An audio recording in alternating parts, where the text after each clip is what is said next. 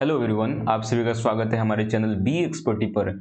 आज जो हम पढ़ने जा रहे हैं नेचर ऑफ रूट्स के बारे में, राइट। तो विदाउट टाइम वेस्टिंग के चलिए आज का जो सेशन है वो शुरू करते हैं। Nature of roots. Nature of roots का क्या मतलब होता है, रूट्स का क्या बिहेवियर है, राइट। मतलब रूट्स रियल होगा या वर्चुअल होगा, ये सारा चीज हम पढ़ेंगे नेचर ऑफ रूट्स में। तो आपके पास क्वाड्रेटिक इक्वेशन जो है a x square plus b x plus c is equal to 0 है, राइट। और अभी आपने इससे प्रीवियस लेक्चर में पढ़ा था क्वाड्रेटिक फार्मूला। क्वाड्रेटिक फार्मूला क्या होता है, minus b plus minus root under b square minus 4ac upon 2a होता है कि नहीं, राइट। ये आपने क्वाड्रेटिक फार्मूला पढ़ा था, ठीक है। ये आपने क्वाड्रेटिक फार्मूला पढ़ा था। तो x is equal to minus b plus minus root under b square minus 4ac upon 2a। तो ये x का वैल्यू है, बट x का जो वैल्यू होगा वो रियल होगा या वर्चुअल होगा, क्या होगा, ये सारा चीज हम नेचर ऑफ रूट्स में वन बाय वन करके पढ़ते हैं। तो सबसे पहला चीज b square minus 4ac is equal to b square minus 4ac, b square minus 4ac, d is equal to b square minus 4ac को हम क्या बोलते हैं, d जो है एक्चुअली ये रिप्रेजेंट कर रहा है डिस्क्रिमिनांट को। किसको रिप्रेजेंट कर रहा है, डिस्क्रिमिनांट को।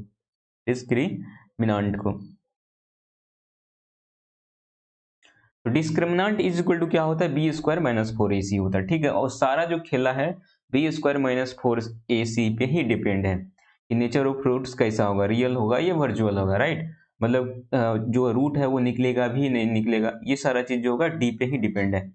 तो डी क्या क्या हो सकता है, डी जो होगा क्या क्या हो सकता है, डी जो होगा क्या होगा, डी इज इक्वल टू पहला जो केस होगा क्या होगा, पहला case d is equal to 0 हो सकता है, राइट। और सेकेंड केस क्या हो सकता है, सेकेंड केस ये हो सकता है कि डी जो है ग्रेटर 0 है, ठीक है। थर्ड केस क्या हो सकता है, थर्ड केस ये हो सकता है कि डी लेस 0 है। तीन ही पॉसिबिलिटी तो हो सकता है ना। बी स्क्वायर माइनस 4ac का वैल्यू निकालेंगे, ठीक है। तो बी स्क्वायर माइनस 4ac का वैल्यू ये भी हो सकता है कि वो 0 आए, ये हो सकता है कि वो जो है उसका वैल्यू पॉजिटिव आए, दैट मीन्स वो ग्रेटर 0 आए, या ये हो सकता है कि बी स्क्वायर माइनस 4ac का जो वैल्यू है वो निगेटिव आए, दैट मीन्स 0 से कम आएगा, राइट। तो वन बाय वन करके हम देखते हैं। जो पहला केस है that means d is equal to 0, d is equal to 0 that means d किसको माने, डी जो है डिस्क्रिमिनेंट को रिप्रेजेंट कर रहा है, ये हम माने बी स्क्वायर माइनस 4ac को, ठीक है। तो b square minus 4ac is equal to क्या होगा, 0 होगा, ठीक है। तो इस केस में क्या होगा, इस केस में ये होगा कि b square minus 4ac is equal to 0 है, ठीक है।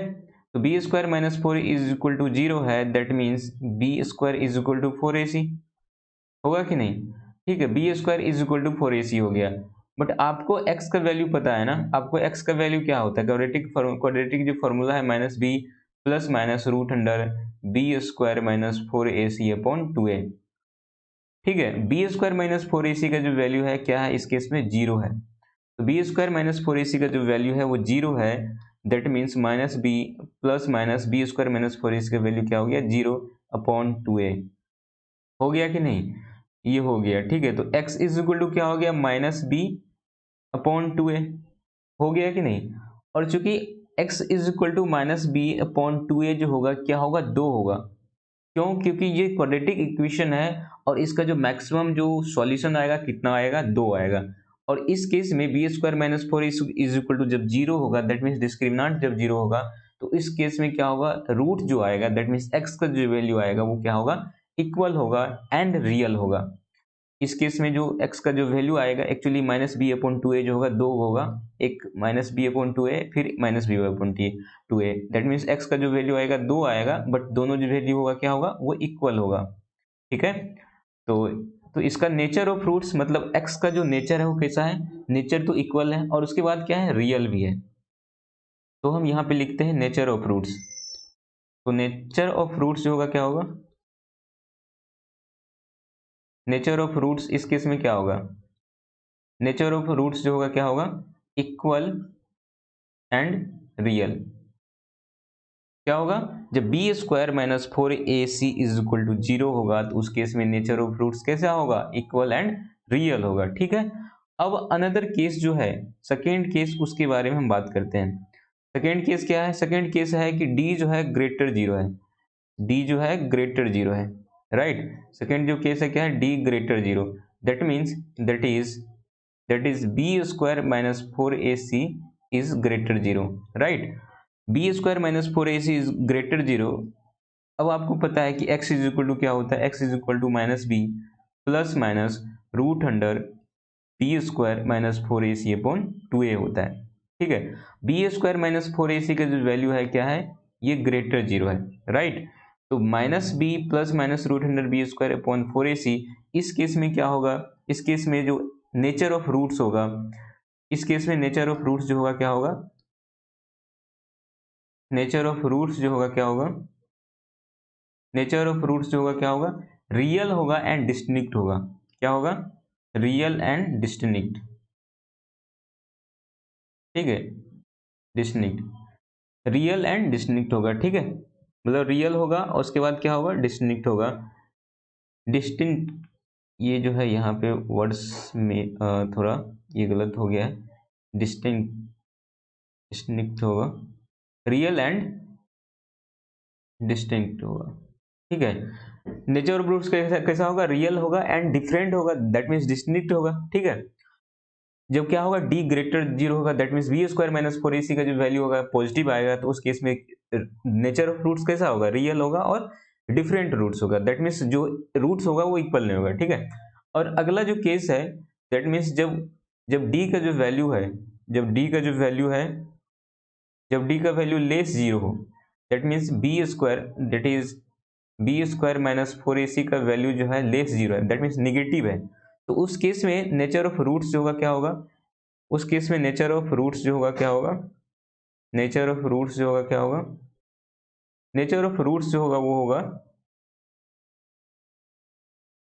ये, इसका जो होगा इस केस में, क्योंकि टेंथ स्टैंडर्ड है तो यहाँ पे जब डी लेस जीरो होगा तो उस केस में हम बोलेंगे नो रियल सॉल्यूशन, यहाँ लिखेंगे नो रियल सॉल्यूशन, ठीक है। जब नेचर ऑफ रूट्स की बात करें, मतलब इसका जो एक्चुअली नेचर ऑफ रूट्स होगा वो इमेजिनरी रूट्स होगा। क्या होगा? इमेजिनरी रूट्स होगा। बट हम यहाँ इमेजिनरी नंबर्स की बात नहीं करेंगे, जो टेंथ स्टैंडर्ड है उसमें इमेजिनरी नंबर नहीं पढ़ने के लिए, 11th स्टैंडर्ड 12th स्टैंडर्ड में इमेजिनरी नंबर्स पढ़ने के लिए। दैट मीन्स कम्प्लेक्स नंबर जब पढ़ेंगे तो उस केस में ये सम, जब डी लेस जीरो होता है उस केस में भी क्या होता है? उस केस में भी रूट्स की बात किया जाता है और रूट्स का जो नेचर होता है इमेजिनरी रूट्स होता है। बट जब हम 10th स्टैंडर्ड की बात करते हैं तो इस केस में हम जब डी लेस जीरो होता है तो उस केस में बोलेंगे इसका कोई सॉल्यूशन नहीं निकलेगा, ठीक है। तो आपके पास क्वेश्चन दिया रहेगा, ठीक है, और आपको बोलेगा कि nature of roots find out करो, उसके बाद यदि ये रियल होता है तो उसके बाद इसका रूट भी निकालो, ठीक है। तो इसकी बेसिस पे हम क्वेश्चन करते हैं, ठीक है। तो आपको पता चल गया कि डी जो होगा इक्वल टू जीरो होगा, डी ग्रेटर जीरो होगा, डी लेस जीरो होगा। तो डी इक्वल टू जीरो होगा तो उस केस में रूट जो होगा क्या होगा? इक्वल होगा एंड रियल होगा। जब डी ग्रेटर जीरो होगा तो उस केस में रियल रूट होगा एंड डिस्टिंक्ट होगा, राइट, मतलब रियल रूट होगा एंड डिफरेंट रूट्स होगा। जब डी लेस जीरो हो तो उस केस में रूट्स जो होगा कैसा होगा? उस केस में नो रियल सॉल्यूशन होगा, दैट मीन्स इमेजिनरी रूट्स होगा, राइट। तो आइए वन बाय वन करके हम सॉल्यूशन या मतलब क्वेश्चन देखते हैं।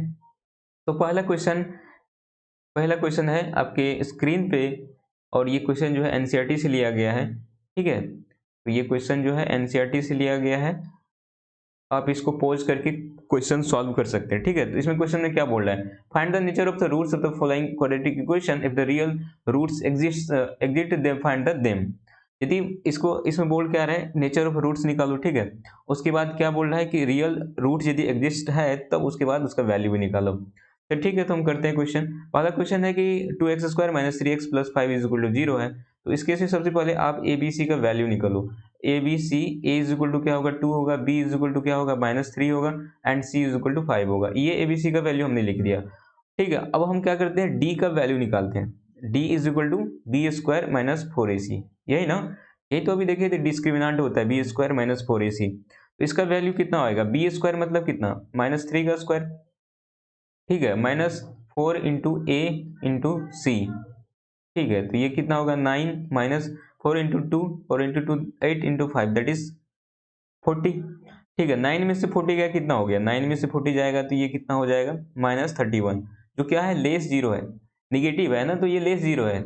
मीन्स ये कि डी का जो वैल्यू है क्या हो रहा है, डी का जो वैल्यू है, डी का वैल्यू लेस जीरो है, तो इस केस में क्या होगा, इस केस में रियल सॉल्यूशन नहीं होगा, तो इस केस में नो रियल सॉल्यूशन।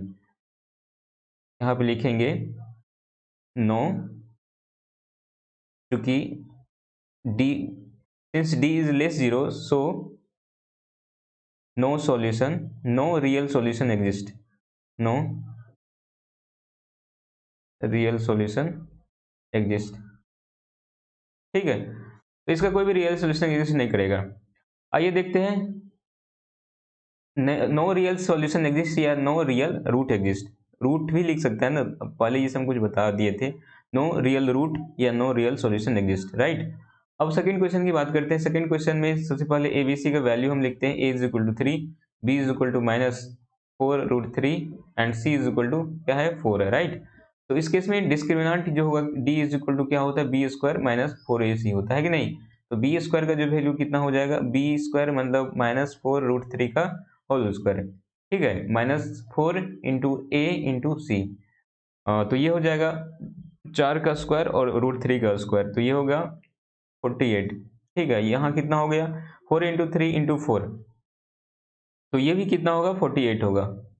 ठीक है, तो ये इसका जो वैल्यू हो गया ये 0 हो गया, डी का जो वैल्यू हो गया 0 हो गया, दैट मीन्स इसमें जो रूट आएगा वो क्या होगा, रूट जो होगा कैसा होगा, रूट रूट जो होगा वो क्या कैसा होगा, रियल होगा एंड इक्वल होगा। therefore roots are equal and therefore solution is exist, therefore roots are real and equal। ये तो हो गया, बट अब इसका हम वैल्यू निकालना है, वैल्यू कितना होगा। तो वैल्यू क्या है, बस क्वाड्रेटिक फार्मूला का यूज करो और निकालो।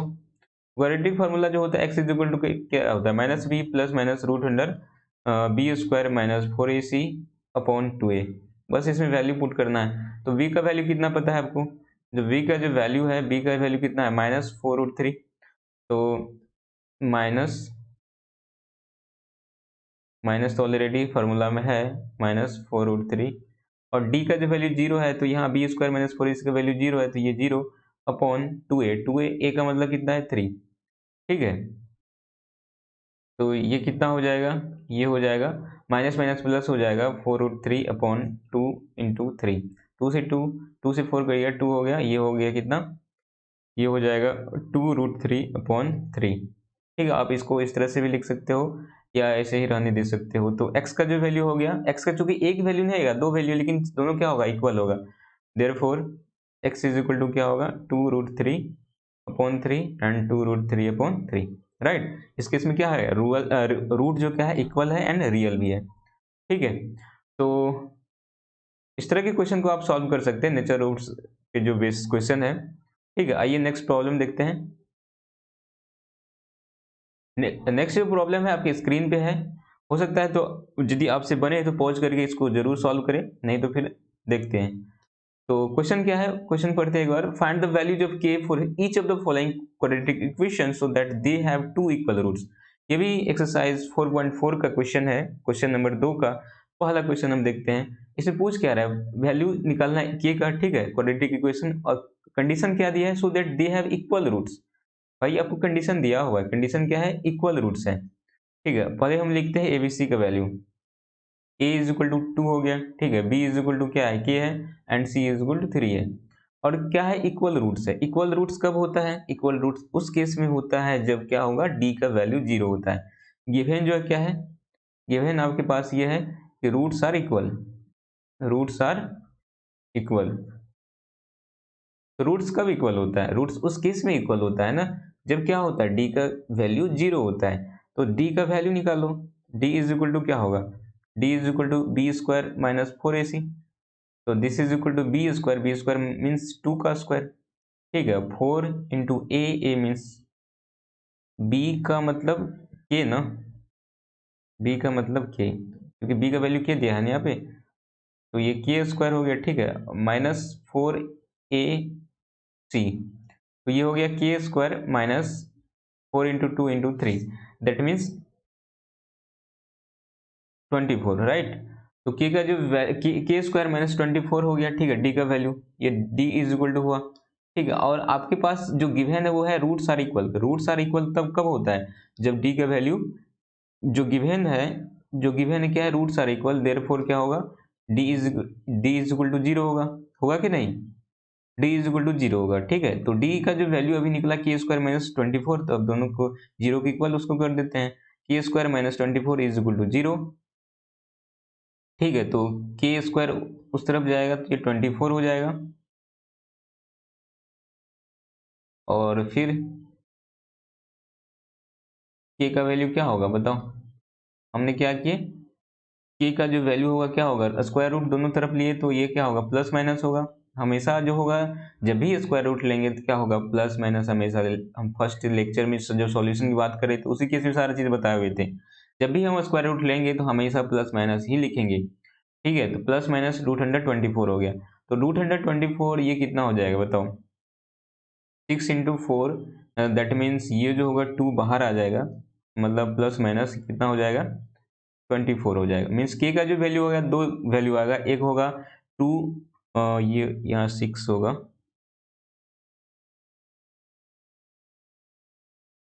ठीक है, ये 6 होगा, तो के का वैल्यू होगा प्लस माइनस 2√6, दैट मीन्स के का दो वैल्यू आएगा। मीन्स के का जो वैल्यू आएगा, एक ये हो सकता है 2√6 हो, और दूसरा जो वैल्यू होगा वो क्या हो सकता है, -2√6 हो। दोनों वैल्यू हो सकता है। ठीक है, तो अब दूसरा क्वेश्चन हम देखते हैं। दूसरा जो क्वेश्चन है वो है कि x into x minus two plus six is equal to zero. Process same है। सबसे पहले हम इसको x, देखो ये क्वाड्रेटिक फॉर्म में नहीं दिया, पहले इसको क्वाड्रेटिक फॉर्म में कैलकुलेट कर, मतलब इसको थोड़ा सिंप्लीफाई करते हैं। ठीक है, क्वाड्रेटिक फॉर्म में ये आपको नहीं दिख रहा है ना, तो सबसे पहले इसको हम क्या करते हैं, सिंप्लीफाई कर देते हैं। ये के x into x minus to, ये हो जाएगा के एक्स स्क्वायर। ठीक है, के एक्स इंटू माइनस टू होगा तो ये कितना हो जाएगा, 2 minus two k x plus six is equal to zero. अब जो है एक्स स्क्वायर, मतलब ये क्वाड्रेटिक फॉर्म में बदल गया। अब लिखो ए बी सी का value, a is equal to क्या है, के है, बी इज इक्वल टू क्या है, -2 के है, एंड सी का जो वैल्यू है कितना है, 6 है, राइट। अब इस केस में भी तो इक्वल रूट्स हैं, तो सबसे पहले डी का वैल्यू लिखो। डी इज इक्वल टू क्या होगा, बी स्क्वायर माइनस 4ac, तो दिस इज इक्वल टू कितना होगा, -2 के स्क्वायर, -2 के स्क्वायर माइनस 4ac, 4 इंटू सी, 4a मीन्स के इंटू सी, राइट। तो ये हो गया 4 के स्क्वायर माइनस 4 इंटू के इंटू 6, दैट मीन्स 24 के हो जाएगा। ठीक है, तो ये डी का वैल्यू कितना हो गया, 4 के स्क्वायर माइनस 24 के हो गया। और पता है आपको ये जो गिवन है क्या है, इक्वल रूट्स है। तो इक्वल रूट्स क्या होता है, गिवन जो है, गिवन क्या है, roots are equal, roots are equal, therefore d is equal to क्या होगा, जीरो होगा। बस पुट कर दो वैल्यू, जो के डी का जो वैल्यू है, डी का वैल्यू कितना है, 4 के स्क्वायर माइनस 24 के, अभी तो निकाले, this is equal to zero. ठीक है, तो इसे तुम क्या करो, के कॉमन ले लो, के और 4 के कॉमन एक्चुअली ले लो, तो 4 के कॉमन ले लेते, तो यहाँ पे के होगा, यहाँ पे कितना होगा, 6, this is equal to zero. एक बार क्या होगा, एक बार ये होगा कि 4 k is equal to zero होगा, एंड अनदर जो होगा k minus 6 is equal to zero होगा। Means k is equal to एक बार जीरो होगा, and k is equal to 6 होगा। मतलब इस केस में भी दो वैल्यू निकलेगा, एक जो होगा क्या होगा, एक होगा k is equal to zero and k is equal to 6 होगा। अब देखो के इज इक्वल टू यदि जीरो हो जाए तो ये क्वाड्रेटिक इक्वेशन होगा, नहीं होगा ना, तो इसीलिए के का जो वैल्यू होगा वो जीरो नहीं होगा। इसीलिए ये जो वैल्यू होगा k is equal to zero नहीं होगा। क्यों नहीं होगा, क्योंकि यदि के का वैल्यू, यदि तुम जो तुम्हारा जो मेन इक्वेशन है यदि उसमें पुट करता है तो वो क्वाड्रेटिक इक्वेशन रहता ही नहीं है। क्वाड्रेटिक इक्वेशन नहीं रहेगा तो फिर ये सम कैसे निकलेगा, इसलिए के का वैल्यू यहाँ पे जीरो नहीं होगा। के का वैल्यू क्या होगा, के इज इक्वल टू सिर्फ 6 होगा, राइट। ठीक है, समझ आ रही बात। के इज इक्वल टू यदि जीरो होगा तो फिर क्वाड्रेटिक इक्वेशन होगा ही नहीं, तो फिर ये सम जो प्रोसेस हम अपना रहे हैं वो नहीं होगा ना। ठीक है, तो के इज इक्वल टू 6 जो होगा वैल्यू होगा के का, राइट। आइए नेक्स्ट जो प्रॉब्लम है उसको देखते हैं। एक ये भी एक्सरसाइज 4.4 का एनसीईआरटी का है, राइट। क्वेश्चन नंबर 3 है। क्या क्वेश्चन है, एक बार पढ़ लेते हैं क्या बोल रहा है। Is it possible to design a rectangular mango grove whose length is twice its breadth and area is 800 metre square, if so find its length and breadth। देखते हैं, सबसे पहले जो क्वेश्चन जो बोल्ड है उसके अनुसार हम मैथमेटिकल फॉर्म में इसको लिखते हैं। तो सबसे पहले आपको क्या करना पड़ेगा, whose length is twice its breadth, तो सबसे पहले जिसका क्या बोला है, ब्रीथ से ये दुगुना है उसका लेंथ, तो ब्रीथ को मान लेते हैं x। let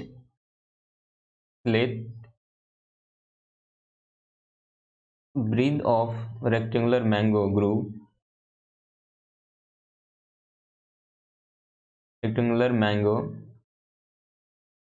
groove is x metre, right.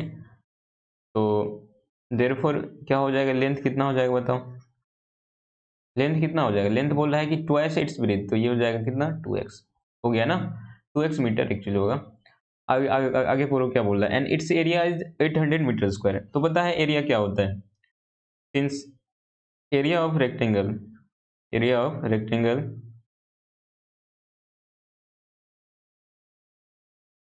Area of rectangle area of rectangle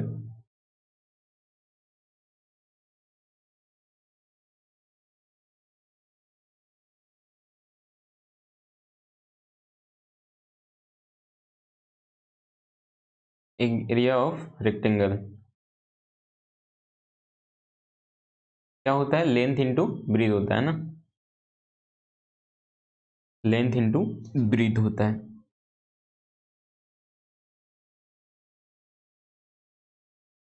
ठीक है, लेंथ इंटू ब्रीथ क्या होता है, एरिया ऑफ रेक्टेंगल होता है। तो दिस इज इक्वल टू क्या होगा, लेंथ कितना है 2x, ब्रीथ कितना है x, तो ये कितना हो जाएगा 2x स्क्वायर, ये एरिया हो गया, एरिया ऑफ रेक्टेंगल। ठीक है, और आपके पास जो एरिया दिया हुआ है कितना दिया हुआ है, एरिया जो है 800 मीटर स्क्वायर दिया हुआ है।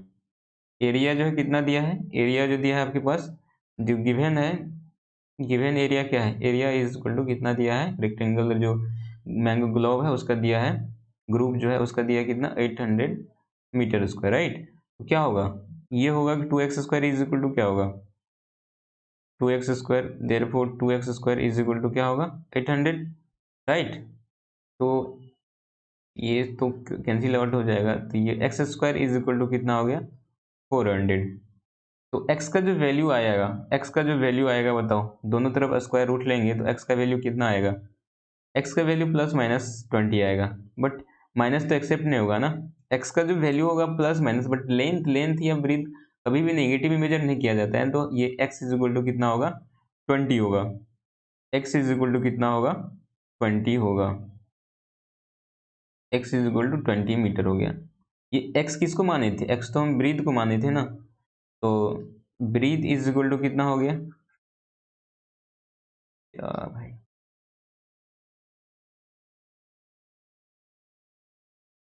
20 मीटर हो गया। ठीक है, तो लेंथ इज इक्वल टू क्या होगा, लेंथ इज इक्वल टू कितना होगा, ट्वाइस ऑफ ब्रीथ है तो that means 2 into 20, that means 40 metre. ठीक है, तो लेंथ लेंथ इसका 40 मीटर हो गया एंड ब्रीथ जो होगा 20 मीटर हो गया। तो ये तो पॉसिबल हो गया ना, it is possible to design rectangular mango group, possible हो गया। ठीक है, वही इस केस में यहाँ तो डायरेक्ट एक्स का वैल्यू निकल गया। ठीक है, यहाँ x का वैल्यू डायरेक्ट निकल गया, हम दोनों तरफ स्क्वायर रूट ले लिए, यहाँ पे हमको क्वाड्रेटिक इक्वेशन या उसका जो फॉर्मूला आता है उसका यूज करने की भी जरूरत नहीं पड़ा। ठीक है, तो ये हम डिजाइन कर सकते हैं, जिसका लेंथ क्या होगा 14 मीटर होगा, 40 मीटर होगा एंड जो ब्रीथ होगा 20 मीटर होगा, राइट। तो is it possible, yes it is possible, लिखेंगे यस इट इज पॉसिबल। आइए नेक्स्ट जो प्रॉब्लम है उसको एक बार देखते हैं। नेक्स्ट प्रॉब्लम आपके स्क्रीन पे है, हो सकता है तो आप इसको सॉल्व कीजिए, यदि नहीं बने तो फिर हम तो नहीं, ये तो हो गया,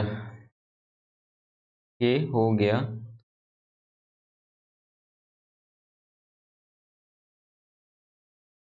ये हो गया ना। अब नेक्स्ट प्रॉब्लम देखते हैं, प्रॉब्लम नंबर कितना है 5 है। ठीक है, क्वेश्चन क्या बोल रहा है, is it possible to design a rectangular park of perimeter 80 metre and area 400 metre square. ठीक है, क्वेश्चन नंबर 5 है, एक्सरसाइज 4.4 का एनसीईआरटी का क्वेश्चन है। ठीक है, तो क्या बोल रहा है, is it possible to design rectangular park if perimeter जो है, पेरीमीटर आपको दिया हुआ है रेक्टेंगुलर पार्क का एंड एरिया दिया हुआ है। ठीक है, तो हम क्या मान लेते हैं, मान लेते हैं लेंथ क्या है L है और ब्रीथ B है, let let length of rectangular park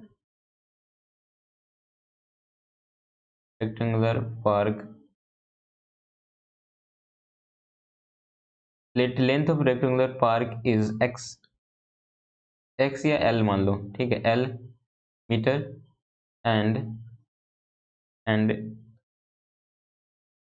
breathe is b metre, ठीक है। लेंथ हमने क्या मान लिया, l, एंड ब्रीथ जो है b मान लिया, ठीक है। तो अब जो अकॉर्डिंग टू क्वेश्चन है, according to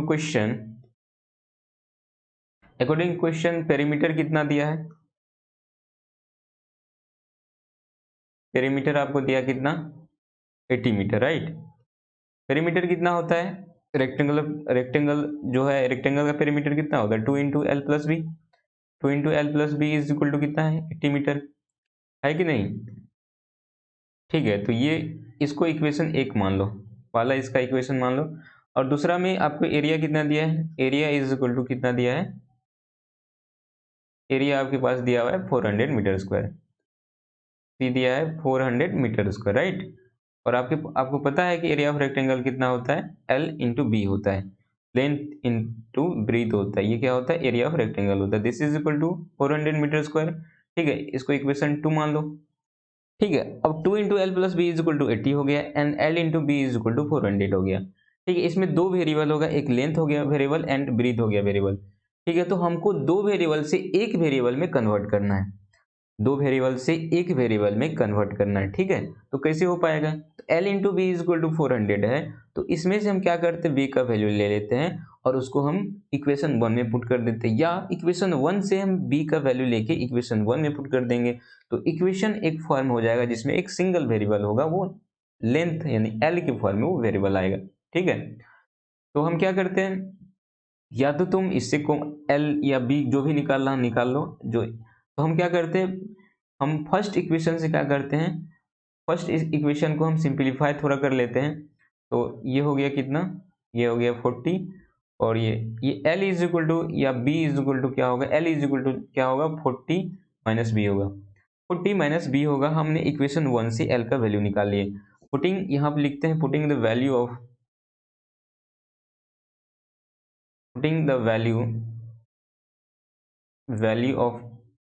L in equation 2, equation 2 में हम वैल्यू पुट करेंगे इन इक्वेशन 2।